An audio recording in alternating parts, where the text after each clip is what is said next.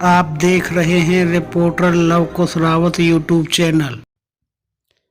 अंतर्राष्ट्रीय गीता जयंती महोत्सव समारोह बड़े ही धूमधाम के साथ मनाया गया। दिनांक 23 दिसंबर 2023 यानी वार शनिवार को राजकीय माध्यमिक विद्यालय गांव पहाड़ी के प्रांगण में गीता जयंती समारोह बड़े धूमधाम से मनाया गया। समारोह का शुभारंभ गीता प्रचार करने वाले बलदेव सिंह रावत पटवारी ने छात्राओं के साथ प्रातः 11 बजे गीता के मंत्र उच्चारण वे सरस्वती माता के चित्र के सामने दीप जलाकर वे पुष्प माला अर्पित के साथ कार्यक्रम को आगे बढ़ाया। मंच संचालक नरेंद्र शर्मा ने किया। समारोह के मुख्य अतिथि श्री स्वामी लोकेश्वरानंद सरस्वती जी महाराज रहे। श्री नित्यानंद गिरी जी महाराज, श्री संत नेम मुनि जी महाराज, श्री वीरानंद जी महाराज, श्री दंडोती जी महाराज, श्री शिवानंद जी महाराज व अन्य गणमान्य व्यक्ति मौजूद रहे। पूर्व विधायक केर सिंह रावत नांगल जाट, डॉक्टर लेखराज सहरावत निवासी गहलव, सभी का भव्य स्वागत ग्रामीणों ने बड़े ही जोर तोड़ के साथ किया। सभी ने अपने अच्छे विचार रखे। इस मौके पर मास्टर बच्चू सिंह, भोगी भगत, राजेंद्र भगत, सरपंच प्रतिनिधि ताराचंद, पूर्व सरपंच वीरेंद्र रावत, तुलसी फौजी, समीक्षा मैम, सेवक धर्मू रावत, सोनू प्रधान, भगत सिंह प्रेमी वे सभी स्कूल स्टाफ व बच्चों सहित भारी संख्या में ग्रामीण मौजूद रहे। आइए देखते हैं वे सुनते हैं किसने क्या कहा।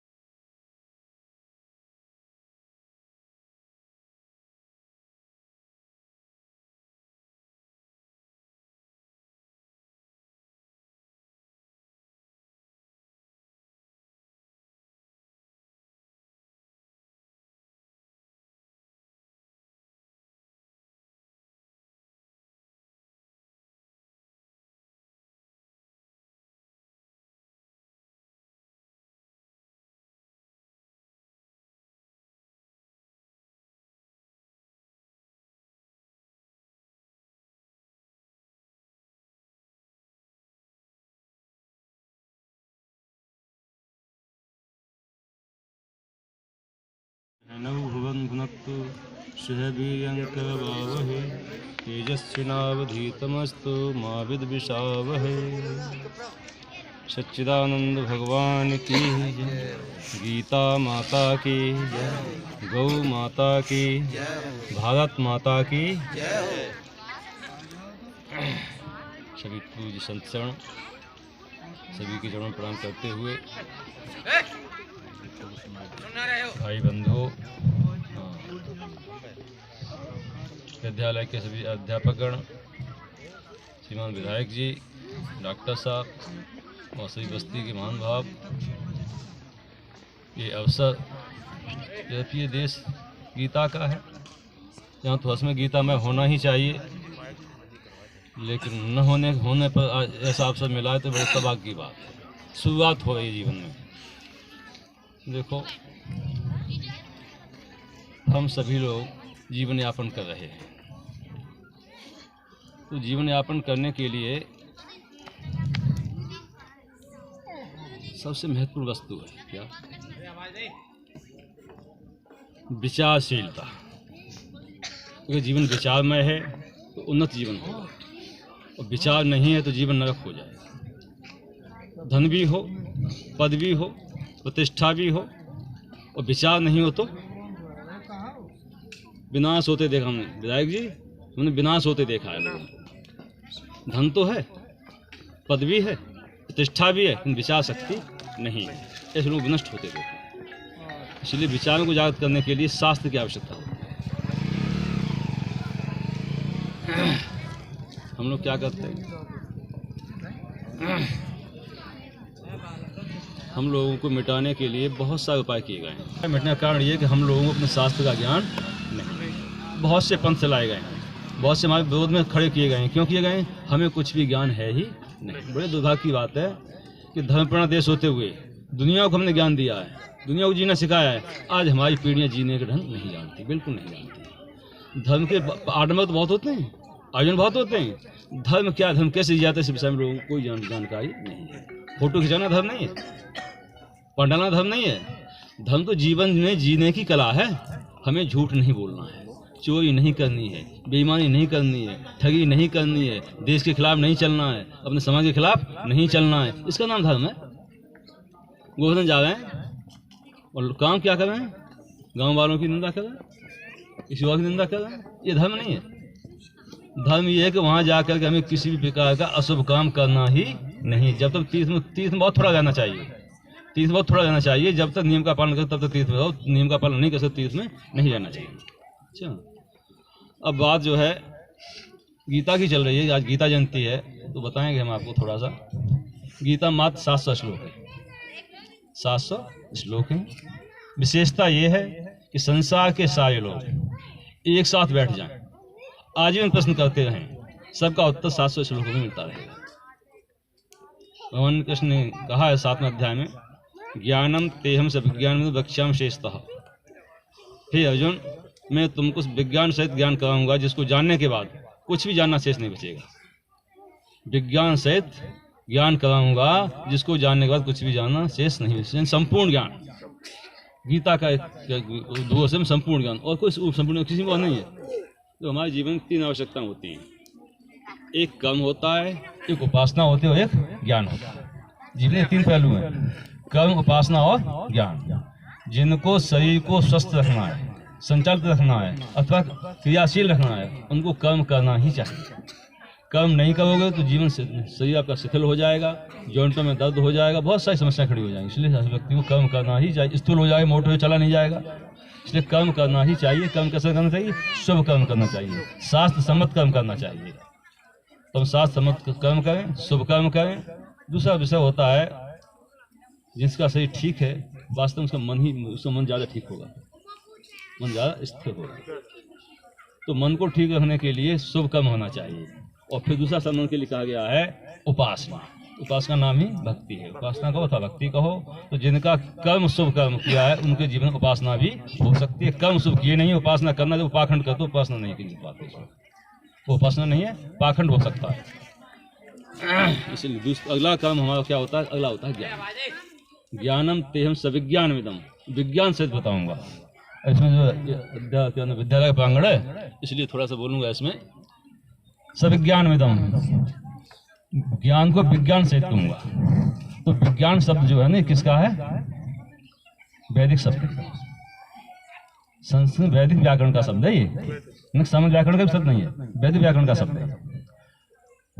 आपका विज्ञान अलग है, ये विज्ञान अलग है। आपके विज्ञान को जो आप लोग साइंस कहते हो, हम अपने को विज्ञान कहते हैं। विज्ञान साइंस एक नहीं होते। तो विचार करना फिर समय मिलेगा। विज्ञान और साइंस दोनों एक नहीं होते हैं। साइंस अलग चीज़ है, विज्ञान अलग चीज़ है। क्योंकि विज्ञान, साइंस जो है कभी संपूर्ण नॉलेज की व्याख्या नहीं कर सकता। साइंस कभी संपूर्ण होता ही नहीं है। संपूर्ण हो तो उसका विनाश हो जाएगा। इसलिए साइंस कभी संपूर्ण नहीं होता, विज्ञान संपूर्ण होता है। विज्ञान संस्कृत का शब्द है, वैदिक शब्द है, इसलिए उसका अर्थ है संपूर्ण नॉलेज। देखो डॉक्टर साहब जानते हैं दवाओं के कुछ फॉर्मूले होते हैं। हम तो सारी दवा पढ़ते हैं, इनको कुछ फॉर्मूले होते हैं, फॉर्मूले याद करते हैं, उससे फॉर्मूले सटते दवा पकड़ा देते हैं। इसी प्रकार से संसार को जानने की सारी संसार नहीं जाना जाता, फॉर्मूले जाने जाते। क्या है? 5 तत्व हैं इसमें, 5 तत्व हैं। प्रकृति से उत्पन्न हुए हैं, प्रकृति और चेतन, तीनों के संयोग से संसार उत्पन्न हुआ है। इतना फॉर्मूला है। तो इसमें विज्ञान को हम कैसे जानेंगे? देखो साइंस जो है, एक डॉक्टर हुए लेमार्क, उन्होंने लिखा है साइंस इज नथिंग बढ़ता षष्ठी में study of any subject. Science कोई खास वस्तु नहीं है, किसी विषय का क्रमबद्ध अध्ययन साइंस कहलाता है। हम अपनी भाषा में कहा करते हैं साइंस वह विद्या है जिसके प्रमाण कभी स्थायी नहीं होते। डॉक्टर साहब, प्रमाण कभी स्थायी बदलते रहते हैं, अगला साइंस चाहे वो उसको बदल देगा, इसीलिए इसका कोई प्रमाण विश्वास करने लायक नहीं है। ठीक है, इसलिए इससे ज़्यादा भ्रम में पढ़ने की आवश्यकता नहीं है। और हमारा प्रमाण वो है जो कभी कट ही नहीं सकता, जो सिद्धांत शास्त्र का उसको कोई काटने वाला पैदा ही नहीं हुआ आज तक, और तुम्हारे सिद्धांत और बदलते जाते हैं। उसमें ज़्यादा गर्व मत करो, जीने के लिए आवश्यक है। हमारे शास्त्रों में वेद उपदेशों में कहा गया है ज्ञान क्या नाम है, विद्याम च अविद्याम त यस्तद वेदो भंसः, विद्या विद्या दोनों को जानना चाहिए। क्यों? अगर हमारे पास विद्या है अविद्या नहीं है तो विद्या कहते हैं अध्यात्म विद्या को, अध्यात्म विद्या को विद्या कहते हैं। तो अध्यात्म विद्या हमारे पास है और भौतिक विद्या हमारे पास नहीं है। हमारे पास जो क्या बोलते आपको मिसाइल की विद्या नहीं है तो आपको कोई ध्यान लगाने नहीं देगा। लगा सकते ध्यान फिर आप नहीं लगा सकते, इसलिए अविद्या की भी बहुत आवश्यकता है। तो अविद्या विद्या दोनों हमें जानना चाहिए। जैसे केवल अविद्या विद्या नहीं है तो हम इसको खूब बढ़ सकते हैं, लेकिन शांति आपको प्राप्त नहीं हो सकती, शांति प्राप्त नहीं होगी। आइंस्टीन कह गए, मत समय कह गए, मैंने अपने बहुत कुछ खोजा, बहुत कुछ जाना, बहुत कुछ जाना, लेकिन अपने आप को नहीं जाना। और अपने आप को नहीं तो कुछ भी नहीं जाना। इसलिए जब अपने आप को जानेंगे, देखिए जब जो है किसी कोई वस्तु चेतन होती है विधायक जी, तो उसके पास सारी वस्तु अपने आप आ जाती है। क्योंकि हवन जो होता नहीं जलती आग में किया जाता है, राख में नहीं किया जाता। जब आपके चेतनता जागृत हो जाएगी ना, सारी भूतनी आपके पास आ जाएंगी। जिन आप भटक रहे हो ना, ठगी कर बेईमान कर रहे हो, इसकी आवश्यकता नहीं है। ये तो अपने आपकी सेवल तैयार खड़ी हुई है। मैं कहता हूँ दैवी शक्ति आशक्ति दोनों ही आपके पास खड़ी हुई हैं। आपको संकल्प बदलने की आवश्यकता है। अब संकल्प बदलाने की शक्ति क्रिया हुई नहीं। अगर आपको देखिए हम आप खड़े हैं यहाँ पर, पॉजिटिव नेगेटिव दोनों शक्ति हमारे पास खड़ी हुई, इससे बिल्कुल घेर के खड़ी हुई, हावी होने के लिए खड़ी हुई बन जाओगे। इसीलिए विचार की आवश्यकता है। विचार से जीना सीखो। विचार आएगा कहाँ से आएगा? शास्त्र से आएगा। शास्त्र सत्संग विचार आता है। अच्छा बुरा मत मानो, नेताओं से विचार सत्संग नहीं आता, सत्संग से आता, शास्त्रों से आता है। नेता तो जहाँ जाके लड़ना सिखाएंगे। जितनी पार्टी होती है नेता बनी होती है। नेता लोग परिवार में विघटन कर देते हैं, नेता लोग परिवार में विघटन कर देते हैं, और संत और शास्त्र दुश्मनों को भी एक कर देते हैं। इसलिए जीना सीखो। कैसे? विचार से जीना सीखो। विचार जीना सीखोगे ना तो फिर हम समझेंगे कि हमारे हित किस में। विधायक आओ, खूब नेता, खूब कोई भी आओ, हम समझ हमारा हित किस में, देश का समझ हित किस में, हम इसको समझेंगे, उसी अनुसार चयन करेंगे। हमारे लिए कोई पार्टी हो, कोई नेता, हमें देश का समझ, हमें तो हित चाहिए, समय का कल्याण चाहिए। वो करता उसके लिए साथ हम तैयार खड़े हुए हैं, और नहीं करते तो हम चुपचाप शांत बैठे हुए, और तो कर क्या सकते हैं।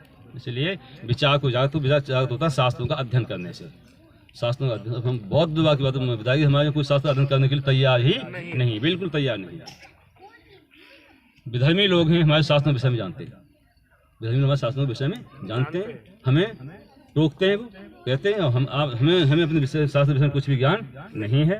तो हमारे दुर्भाग्य की बात है। देखो, जब तक धर्म नहीं होगा हमारे जीवन में, तब तक हमारी उन्नति नहीं हो सकती। धर्म का मतलब क्या होता है? तिलक छाप नहीं, धर्म का मतलब नहीं है। ये तो अभ्युदय निश्चय सिद्धि धर्म, जिसके द्वारा लौकिक उन्नति के साथ भौतिक उन्नति हो, दोनों उन्नति हो, उसका नाम धर्म है। भौतिक जीवन हमारा सुखमय हो, समृद्ध हो, अंततः परलोक की प्राप्ति, उसका नाम धर्म है। अच्छा, हम इस जीवन को नरक में जिए, उस जीवन को नरक में ऐसे ढंग से हमें क्या लेना देना? धर्म आपको जीवन में जागृत रखे, चेतन रखे, और स्पष्ट रखे, और हमेशा प्रगतिशील रखे, और अंततः परमात्मा की प्राप्ति का उसका नाम है धर्म। और दूसरी बात बता दूं, हर जीव का उद्देश्य क्या है? पूर्णता की प्राप्ति। हर व्यक्ति अपने पूर्ण करना चाहता। क्यों भाग रहे दिन रात? पूर्ण होने के लिए। कोई कहीं ज्यादा क्यों जाता है? पूर्ण होने के लिए। विवाह क्यों किया? पूर्ण होने के लिए। धन क्यों कमाया? पूर्ण होने के लिए। नेता क्यों बने? पूर्ण होने के लिए। ये सब काम किया हमने अपने अभाव की पूर्ति करने के लिए। क्यों? सब लोग सुख चाहते हैं, और सुख मिलता है पूर्णता से। पूर्णता हो और किसी प्रकार का भय नहीं हो, इससे वह व्यक्ति सुखी होता है। तो संसार के पदार्थों से न तो कोई पूर्णता हो सकती है, और न कभी भय की निवृत्ति होती है। कितने ही आप गनर लगा लो, भय दूर नहीं हो सकता। इंदिरा गांधी मारी गई, अभी हमारा राजपूत का उधर मारा गया, और देखो क्या नाम था आपका, सद्दाम हुसैन मारा गया। सब मारे, बड़े बड़े योद्धा, तो कुछ नहीं, बड़े बड़े योद्धा मारे गए। ये कभी आपको निर्भय नहीं कर सकते, और कोई भी पदार्थ आपको पूर्ण नहीं कर सकता। पूर्ण केवल परमात्मा है। परमात्मा से जुड़ने वाला ही व्यक्ति पूर्ण होता है, कोई व्यक्ति पूर्ण नहीं होता है। उस परमात्मा से जुड़ने के जीवन की जो कला है उसी का नाम धर्म, उसी का नाम धर्म है। हमारे संस्कृत, हमारे शास्त्रों में जीवन का हर कर्म है ना परमात्मा को ले जाने वाला कहा गया है। हा? जो भी कर्म है, जो भी कर्म हमें कहा गया शास्त्र सम्मत, वह कर्म परमात्मा को ले जाने वाला है। शास्त्र सम्मत उससे अनुसार जिए तो निश्चित पूर्ण होंगे और सुख शांति की प्राप्ति होगी। इसलिए सभी लोग गीता अध्ययन करें। गीता नशीले से प्राणायाम पश्चात, जो गीता नशीले प्राणायाम प्राण है उसके किसी प्रकार का भी दुख नहीं होता है। और देखो प्रणाम, प्रणाम का शब्द आया इसमें, प्रणाम का बड़ा महिमा होती है। देखो क्या नाम है, एक प्रणाम ने पांडवों का जीवन बचा दिया, द्रौपदी के प्रणाम ने पांडवों का जीवन बचा दिया। भीष्म पिता की प्रतिज्ञा, कल 5 पांडवों का वध कर दूंगा मैं। वो बाहर खड़े हैं, जब उसकी इच्छा से कौन बदल सकता है। ठीक है, तो ये प्रणाम की महिमा है। क्या नाम है, जैसे जो है उनकी 5 वर्ष की आयु, 7 वर्ष की आयु थी केवल, पंडितों ने बता दिया कि ये अवस्था 5-7 वर्ष की है। उपाय क्या हो सकता है? उपाय ये है कि सबको प्रणाम करना सिखा दो, सबको प्रणाम करना सिखा दो। प्रणाम करने बच्चा सबको प्रणाम करने लगा, वह बच्चा जो है अमर हो गया। वह बच्चा यशी और बल्कि ये भी बड़ी खेद की बात है, आजकल लोगों को नमस्कार करने में भी शर्म आती है। अपने से बड़ों को भी नमस्कार करने में शर्म आती है। बहुत दुर्भाग्य की बात है। ये आपके बढ़ने का देखो, कभी नवे सो आपको पर को नवे को। जो झुकना जानता है निश्चित वो बड़ा आदमी है, जो झुकना जानता है वो निश्चित ही वजनदार आदमी है, और जो नहीं झुकना उसमें वजन नहीं, हल्का आदमी होगा कोई। और महान पुरुष जो होते हैं, वजनदार लोग होते हैं, तो कोई हो दुश्मन हो जो झुकना खाने क्या है, मिलेगा। अरे आपका यश तो बढ़ी जाएगा, उन्हें कुछ नहीं मिलेगा तो और इतने में क्या मिल जाएगा, बताइए क्या मिलेगा बताओ। इसीलिए गीता जीवन जीने के लिए है, और केवल पढ़ने के लिए नहीं है, जीने के लिए। जीवन जीना चाहते हो तो गीता को पढ़ो और गीता अनुसार जियो। आज नहीं, कल नहीं, आज ही आपको शांति मिल जाएगी। तो इसलिए यहाँ के लोगों ने पटवारी जी बड़ी मेहनत की है और सभी लोगों ने सहयोग किया है, तो सबके लिए पहले तो सबका अभिवादन करता हूँ, उन्हें बाद में सबको आशीर्वाद देता हूँ। इसी प्रकार सभी लोग सहयोग करते हैं। हमारे समस्त प्रकार के जागृति कार्यक्रम होते रहें। हम लोग बहुत पीछे हो चुके हैं, हम लोग बहुत पीछे जा चुके हैं, इसलिए हमें अब उठने के लिए पुनः प्रयास करना होगा। सभी लोग प्रयास करें, सबसे पहले खुद में लाएं, फिर बच्चों में लाएं, पड़ोस में लाएं, इस प्रकार से बढ़ें। देखो दूसरे को बढ़ाने अपनी उन्नति ज़्यादा जल्दी होती है, तो जैसे बता दूँ, दूसरे को बढ़ाने से अपनी उन्नति जल्दी होती है और दूसरे को गिराने से अपना पतन पहले हो जाता है। इसीलिए इस सिद्धांत को समझते हुए हम अपने जीवन को बनाएं। शुभ पावन अवसर पर उपस्थित पहाड़ी गांव के स्कूल के प्रांगण में संत शिरोमणि मेरे गुरु स्वामी लोकेशानंद जी महाराज, मंच पर उपस्थित सभी संतजन, उनको नमन करते हुए, बुद्धि के देवता गणेश जी को नमन करते हुए, ज्ञान की देवी और वीणा की देवी माँ सरस्वती के चरणों में नमन करते हुए, और गांव पहाड़ी के सभी सम्मानित पितातुल बुजुर्गों, नौजवान साथियों, स्कूल के प्रधानाचार्य, ज्ञान ज्योति को प्रकाशित करने वाले सभी अध्यापकगण, स्कूल में उपस्थित सभी नन्हे मुन्ने छात्र छात्राएं, आज मैं अपने आप को बड़ा सौभाग्यशाली मानता हूं कि गीता जी की जयंती के अवसर पर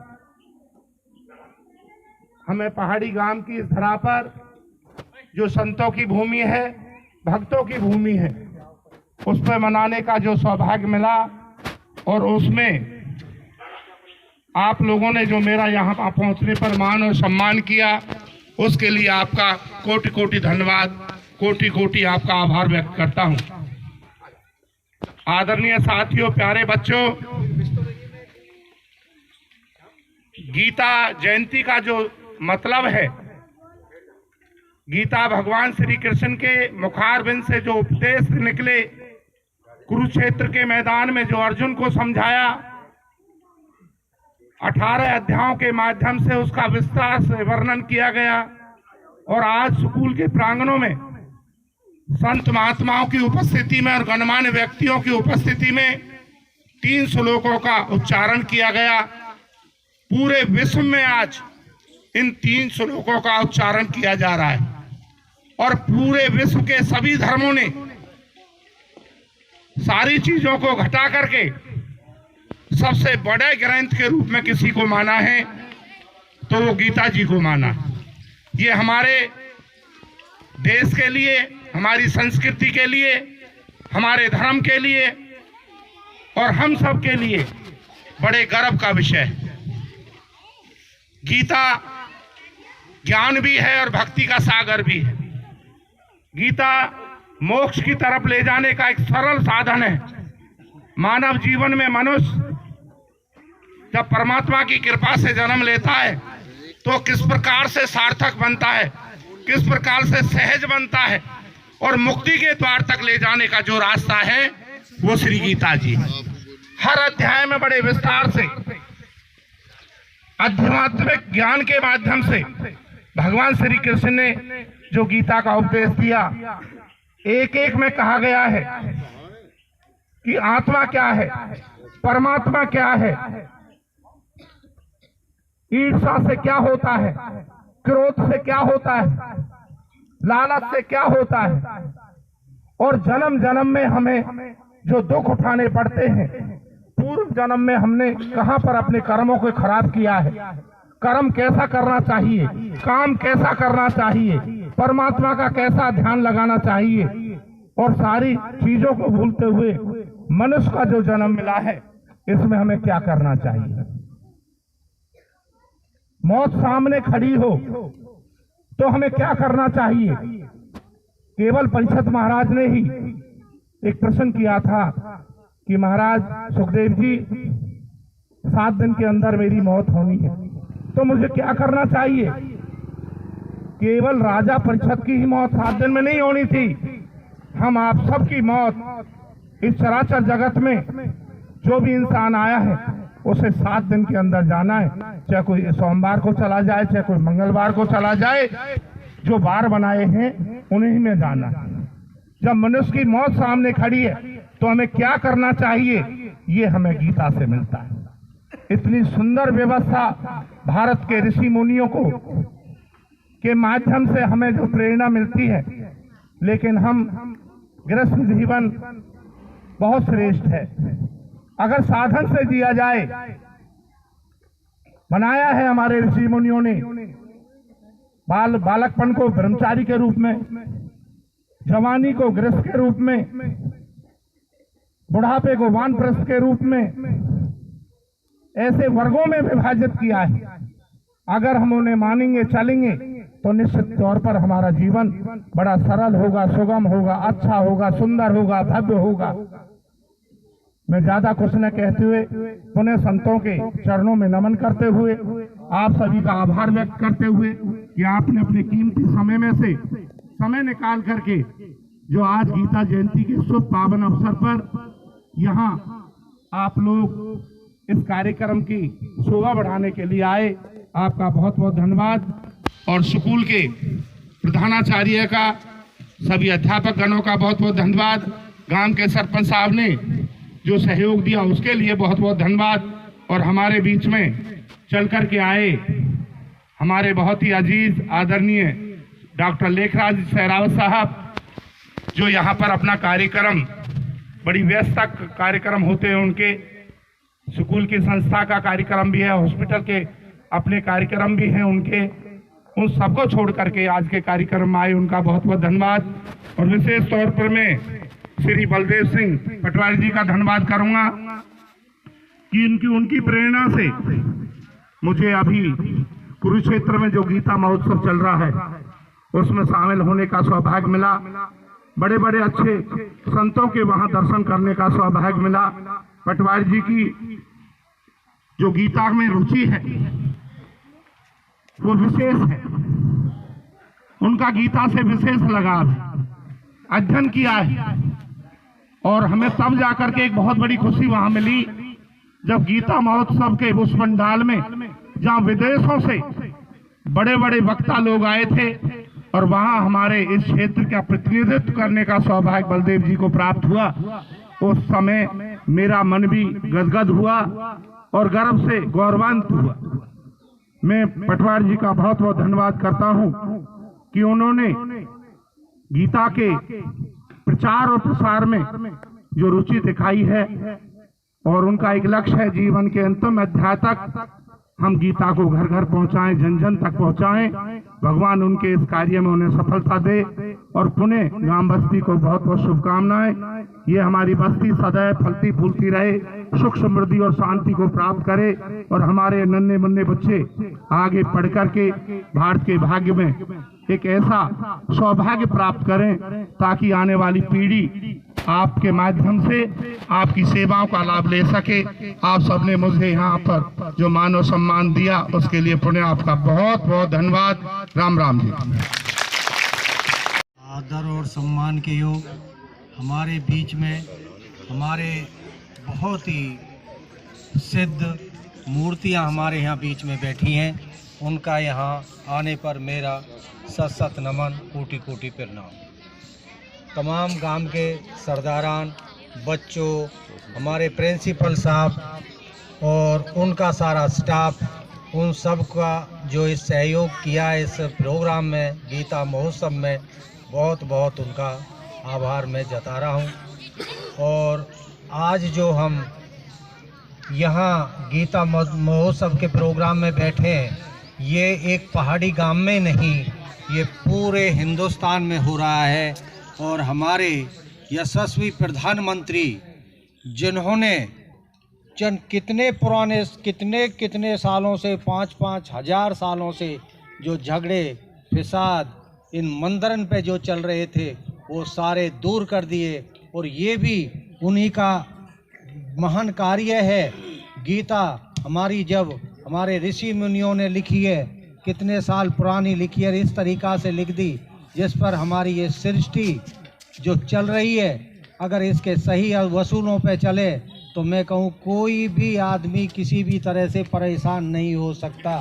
ऐसे हम ये कहें कि जो आज तो साइंस कहाँ पहुँच गई है, वो साइंस हमारे पहले ऋषि मुनियों के द्वारा थी।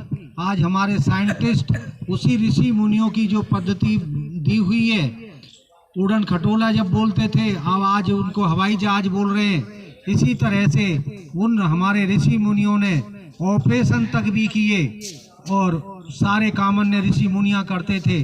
उन्होंने ये हमारी गीता, रामायण, पुराण और जितने भी ग्रंथ थे उन्होंने लिखी। हम तो ये सोचते हैं कि आज हम कितने भी पढ़ लिख करके कहीं भी पहुंच गए हों, लेकिन उनके अभी उन कदमों पर अभी नहीं पहुंच पाए, उनकी ऊंचाइयों को अभी हम नहीं छू पाए जो उन्होंने हमारे बीच में लिख दी।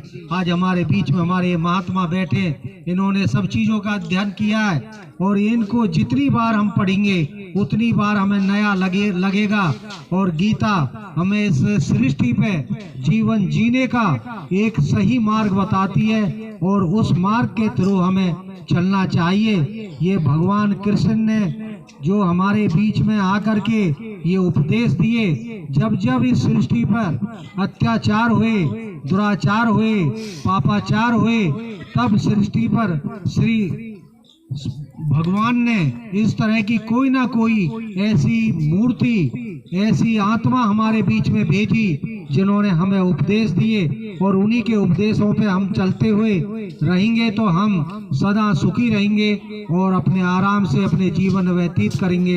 और ये जो है बच्चों को खासकर संभालने के लिए हमारे यहाँ अध्यापक स्टाफ भी हैं और हम सब बच्चों वाले भी हैं, तो हमें अपने बच्चों पर खासकर निगाह रखनी चाहिए। आजकल हमारे बच्चे कुरीतियों की तरफ चल रहे हैं, कोई गुटखा खा रहा है, कोई पान खा रहा है, कोई दारू पी रहा है, कोई और तरह तरह के नशा कर रहे हैं। कम से कम हमारी जिम्मेवारी बनती है कि हम आज इस बात का प्रण लेके जाएं, जो बच्चा हमारी निगाह में आए उसे हम समझाएं, बुझाएं, प्यार से लें और इन बुरी आदतों को उनसे छुड़ाने की कोशिश करें।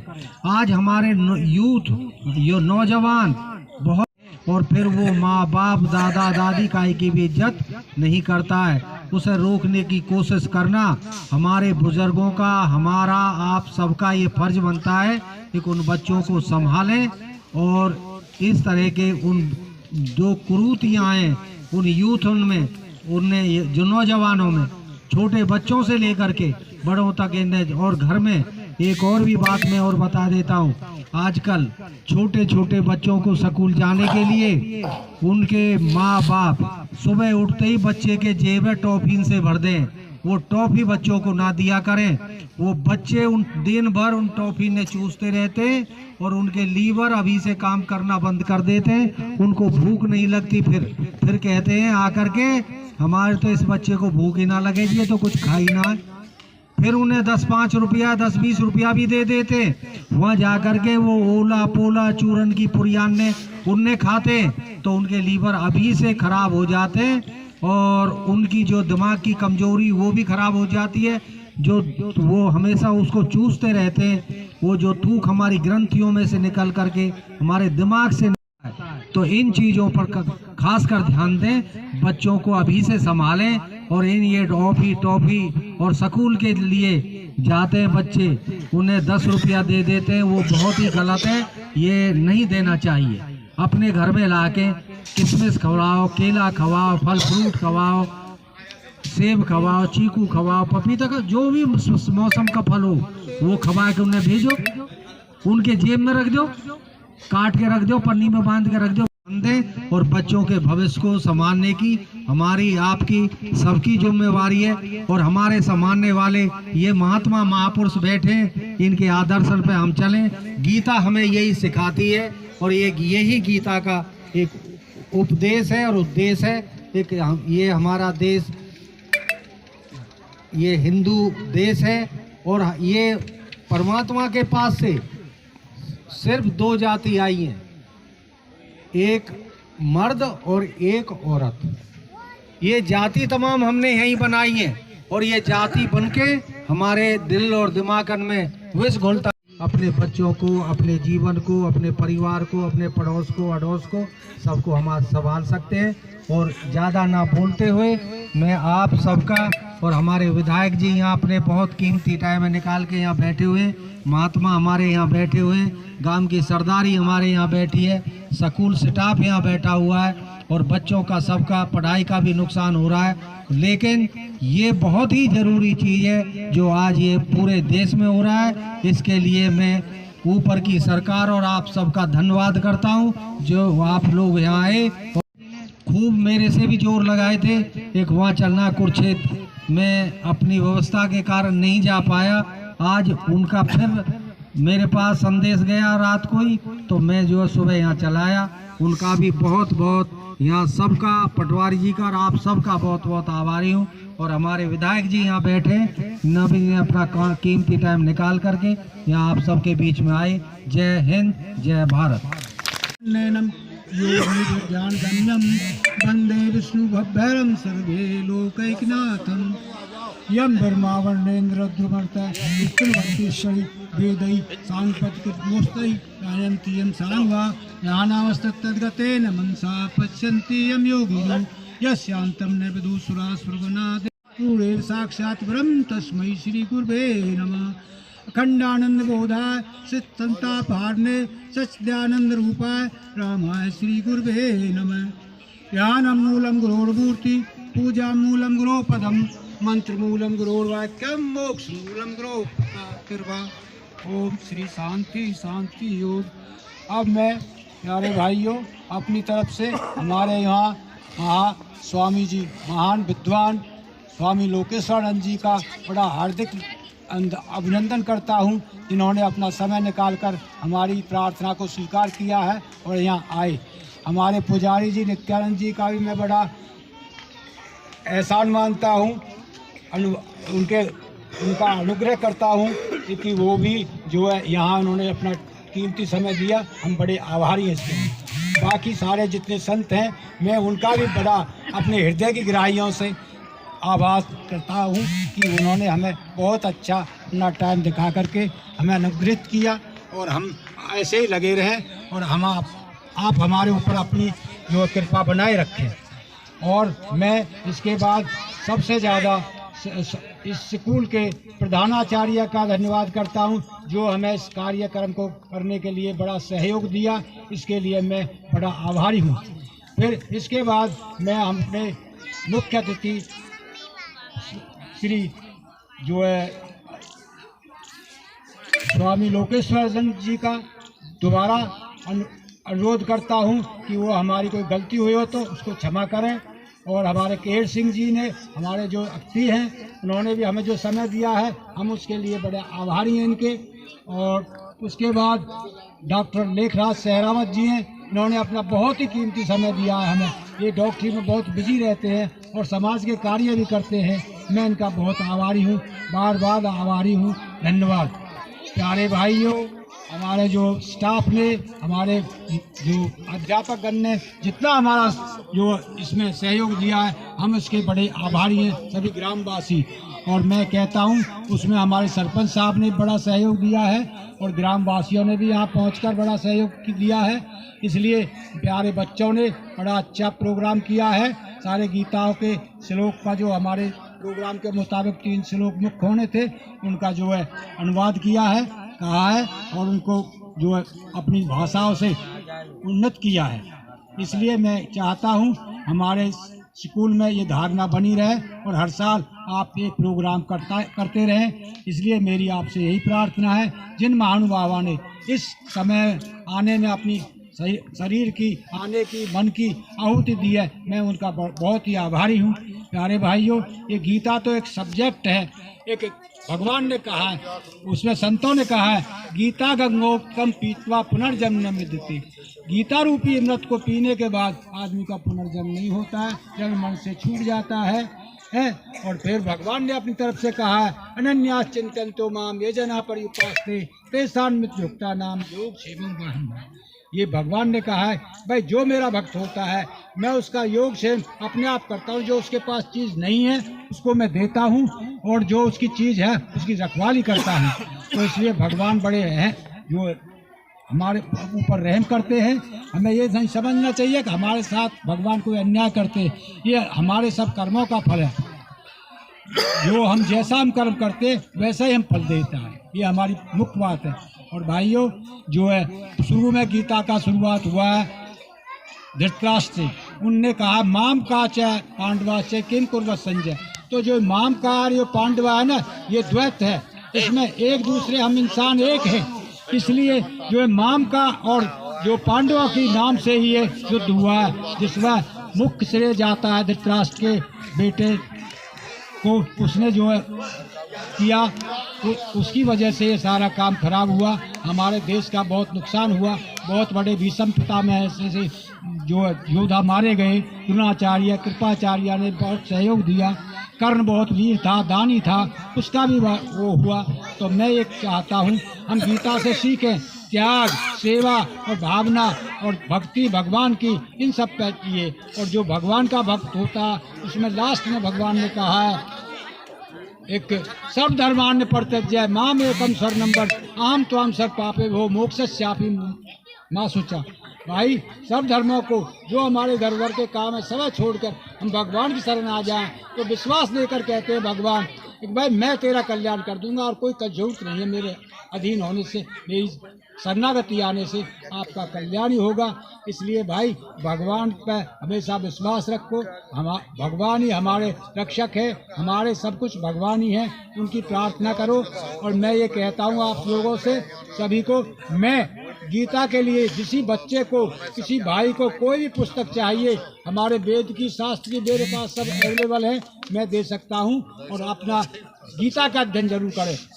अगर संतों का कहना है कोई भी आदमी एक श्लोक का, एक अध्याय का या पूरी गीता का अध्ययन करता है तो उसका जो दूसरी जौनी में जन्म नहीं होता, मनुष्य का जन्म होता है। ये संतों की वाणी है, मैं अपनी तरफ से नहीं कह रहा। इसलिए भाइयों, मेरी आपसे प्रार्थना है, गीता में हो जाओ। गीता में देश होने वाला है, देश नहीं बल्कि पूरा जो विश्व होने वाला है। मैं उसमें गीता जयंती में गया था, वहाँ 50 देशों के सदस्य थे, जिसमें मुझे भी बैठने का मौका मिला और उन्होंने सबने यही कहा, भाई जो हमारा गीता है ये विश्व का ग्रंथ है, इसकी मान्यता करो। और हम तो सारे देशों में, जैसे मॉरिशस है, अमेरिका है, इंग्लैंड है, वहाँ भी जो हमारे सदस्य गए हैं और वहाँ से बहुत अच्छे संदेश लाए हैं और सभी लोगों ने 50 लोगों ने अपना अभिभाषण दिया। उसने भी गीता को सबने श्रेष्ठ माना और वो खुद गीता को मानते हैं। इसलिए मेरी आपसे प्रार्थना है, आप हमारी गीता तो हमारी जन्मभूमि है, इसी के सहारे हमें चलना चाहिए, हमें कोई कष्ट नहीं होगा। आदमी को कभी भी किसी समय कोई परेशानी हो तो गीता के श्लोक का अध्ययन करो। गीता श्लोक नहीं आते हो तो गीता का हिंदी में अनुवाद है, उसको पढ़ो। तो मेरी आपसे हाथ जोड़ के गीता जी पर विशेष ध्यान दो, आपका कल्याण निश्चित है, इसमें कोई संशय नहीं। अब इसके लिए मैं आपका बड़ा धन्यवाद करता हूँ, खासतौर से हमारे केर सिंह जी ने जो समय दिया, हमारे लेखराज जी ने, हमारे संतों ने और हमारे जो स्वामी जी लोकेश्वर की तो हमारे ऊपर विशेष कृपा है। इसी के साथ मैं अपनी वाणी को विराम देता हूँ। जय हिंद, जय भारत। और एक हमारे विधायक जी ने, जिन्होंने बहुत कीमती समय में से निकाल के हमारे विद्यालय के लिए 2 मिनट का जो समय निकाला है, उसके लिए भी उनका बहुत बहुत दिल की गहराइयों से धन्यवाद। और सरदारी जो हमारे गांव की सरदारी है, जिन्होंने इस गीता महोत्सव के उत्सव पर जो इस स्कूल के प्रांगण में जो अपना कीमती समय दिया और इस गीता महोत्सव को सफल बनाया, उनके भी मैं धन्यवाद देता हूं कि उन्होंने अपना समय यहाँ विद्यालय में दिया। साथ में मैं अपने विद्यालय के सभी अध्यापकों का धन्यवाद करता हूं, जिन्होंने इस छोटे से प्रोग्राम को इतने अच्छे से मैनेज किया और अच्छे से इतना अच्छा बनाया। साथ में मैं उन अपने नौजवान साथियों का भी धन्यवाद करता हूं, जिन्होंने अपना सारा ध्यान इस गीता महोत्सव के उस पर लगाया और इसको सफल बनाने में अपना योगदान दिया। और सभी को फिर मैं साथ में अपने जो गीता महोत्सव का जो ये प्रोग्राम है, ये सरकार की तरफ से सरकारी बड़े स्कूलों में, सीनियर सेकेंडरी स्कूलों में, हाई स्कूलों में, उसमें इसकी करने की परमिशन मिली है। लेकिन हमारे पटवारी जी ने इस छोटे स्कूल को भी गीता में कर दिया, उसके लिए भी उस पटवारी जी का बहुत बहुत धन्यवाद। और मैं ज़्यादा न समय लेते हुए आप सभी का इस प्रोग्राम के लिए बहुत बहुत धन्यवाद करता हूं कि आपने अपना समय निकाला। और प्रेस रिपोर्टर का भी धन्यवाद, बहुत बहुत धन्यवाद।